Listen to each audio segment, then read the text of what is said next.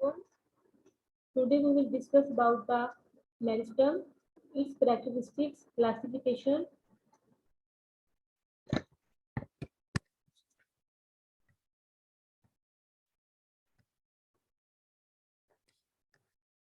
Nelson Mandela said that education is the most powerful weapon which you can use to change the world.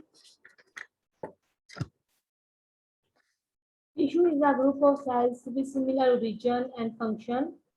Study of tissues is known as histology, and examples of tissues are epidermal tissues, which forms the epidermis, which helps in protection. Vascular tissue, which is present in the form of vascular bundle, and it is used for conduction. Round tissue, it is used for photosynthesis and storage. Tissue are classified on the basis of development, meristematic tissues, and permanent tissues. Meristematic tissues are continuously dividing. Permanent tissue, these are non-dividing, and these are mature tissue. Classification based on component: simple tissue, which has single type of cells, which includes parenchyma, collenchyma, sclerenchyma. Complex tissue, it has many types of cells, and it includes xylem and phloem. Secretory tissue, it includes special functions like glands. Meristem, it was proposed by Carl Nageli, and it is a plant tissue composed of undifferentiated mass of cells and rapidly dividing, found in the growing region of plant, and it gives rise to various plant organs, and it assists in plant growth.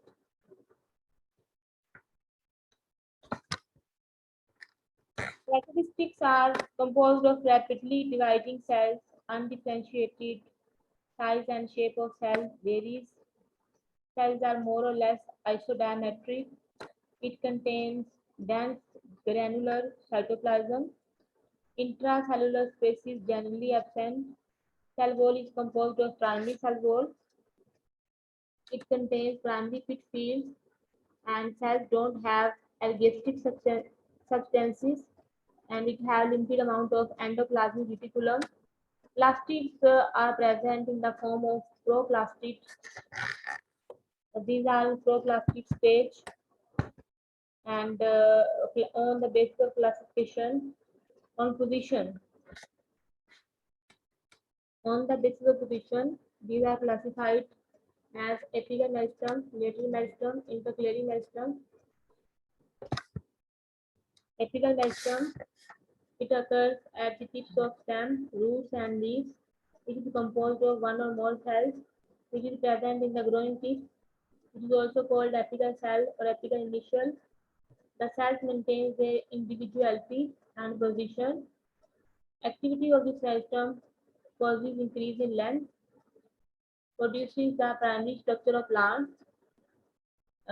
It is terminal in stem, and in roots it is subterminal.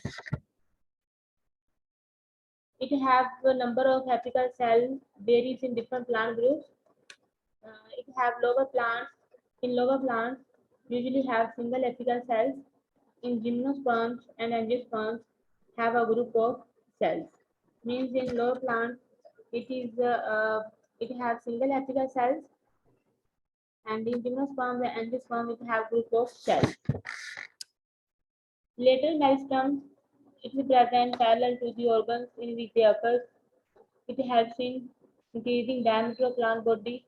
It increases diameter by adding new cells to the existing tissues, and they divide only in one plane. The dividing plane is periclinal plane. Example: vascular cambium, core cambium, which is also known as callus. Intercalary meristem, it is present between permanent tissue regions, and they are actively growing regions behind apical meristem. They are not typical meristems. These are found commonly in internodes and muscular plants. It is present in leaf sheath of grasses. It is present just above the node of epiphysetum. Classification of maelstrom based on the nature of cells giving rise to the maelstrom. Primary maelstrom, direct descendants from embryonic cells continuously involved in cell division and growth. Apical meristematic cells are best examples. Based on the then we have secondary maelstrom. This maelstrom derives from permanent tissue. Example: core cambium, cystic cambium. Here we have the in the center heartwood. Here we have the sapwood, and here in the center we have it. These are the rays. Here we have growth ring, late wood, and early wood. Thank you.